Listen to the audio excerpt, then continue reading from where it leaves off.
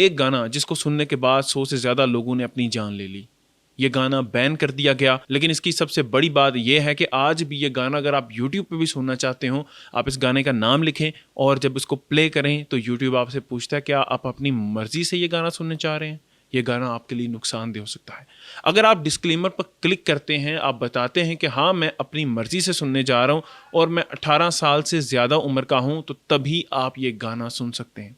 یہ گانا اس قدر خطرناک کیسے بنا، اس گانے کی ہسٹری کیا ہے، یہ گانا بنایا کس نے تھا، اور کیا یہ گانا آپ ابھی تک سن چکے ہیں کہ نہیں، ساری تفصیل اسی ویڈیو میں آپ کو بتاؤں گا. السلام علیکم، مجھے کہتے ہیں وجاہت علی ظفر اور آپ دیکھ رہے ہیں نیوز الرٹ. گانے کا نام ہے گلومی سنڈے. یہ گانا ہنگری کے ایک سنگر نے ہنگیرین زبان میں بنایا تھا اور اس کو ایک خطرناک گانا سمجھا جاتا ہے، اور اس کی وجہ یہ ہے کہ اس کا جو ٹریک ریکارڈ ہے وہ بہت ہی خطرناک ہے.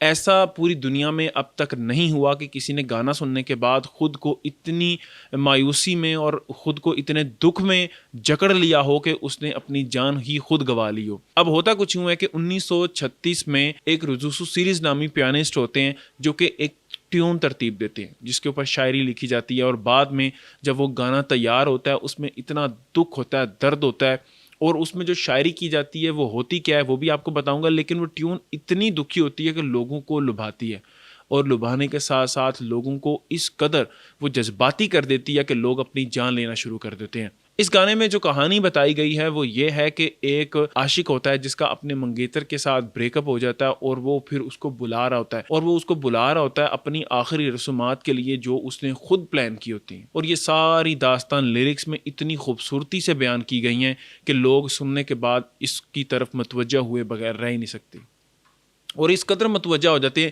کہ اس کو بار بار سنتے ہیں اور یہ دماغ پر اتنے برے اثرات چھوڑتا ہے کہ اس گانے کے اثرات سے 100 سے زیادہ لوگ، جیسے میں پہلے بتا چکا ہوں، جان دے چکے ہیں، اور یہ فیکٹ اینڈ فگر حقیقی ہیں.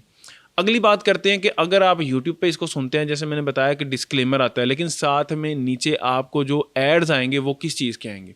وہ آئیں گے کہ آپ یہاں پر اکیلے نہیں ہیں، آپ کے ساتھ ہماری جو ہیلتھ کی یا مینٹل ہیلتھ کی جو ادارے ہیں وہ موجود ہیں. مینس کہ جو مینٹل ہیلتھ کے ادارے ہیں ان کے ایڈز نیچے چلتے ہیں اگر آپ اس ویڈیو کو غلطی سے پلے کر لیں. اور اس ویڈیو کو اگر آپ پلے بھی کرتے ہیں تو اس کے بیچ میں آپ کو بتایا جاتا ہے کہ آپ یہ گانا مزید نہ سنیں. خیر، آگے چلتے ہیں. آپ کو بتاتا ہوں کہ اس گانے کو 2002 میں بین کر دیا گیا تھا، اور بین کی وجہ میں آپ کو بتا چکا ہوں. انتہائی حساس گانا ہے، لوگوں کی جانیں لے رہا تھا، اور اس پہ جب سرچ ہوئی، سارا کام کمپلیٹ ہوا تو ہنگری کی گورنمنٹ نے اس کو بین کیا، جس کے بعد اس کو پوری دنیا میں بین کر دیا گیا، اور اب اس گانے کو سننا مکمل طور پر ممنوع ہے. کہتے ہیں کہ موسیقی جو ہوتی ہے وہ انسان پر اپنے اثرات چھوڑتی ہے، اس کی جو ٹیون ہوتی ہے وہ بہت زیادہ اثر انداز ہوتی ہے. لیکن کسی نے یہ نہیں سوچا تھا کہ ایک گانا جو بننے کے بعد 100 سے زائد لوگوں کی جانیں لے لے گا، اور وہ لوگ خود اپنے آپ کو نقصان پہنچائیں گے صرف وہ گانا سننے کے بعد. تو ایسی سٹیٹ میں کب میوزک کسی کو لے کے جا سکتا ہے اس کا اندازہ کرنا مشکل ہے. لیکن آپ کا اس بارے میں کیا کہنا ہے کہ کیا واقعی میوزک بندے کو اس قدر بڑا قدم اٹھانے کے لیے تیار کر سکتا ہے؟ کمنٹ باکس میں اپنی رائے کا اظہار لازمی کیجیے گا. مجھے کہتے ہیں وجاہت علی ظفر. نیوز الرٹ سے فی الوقت اتنا ہی. اللہ نگہبان.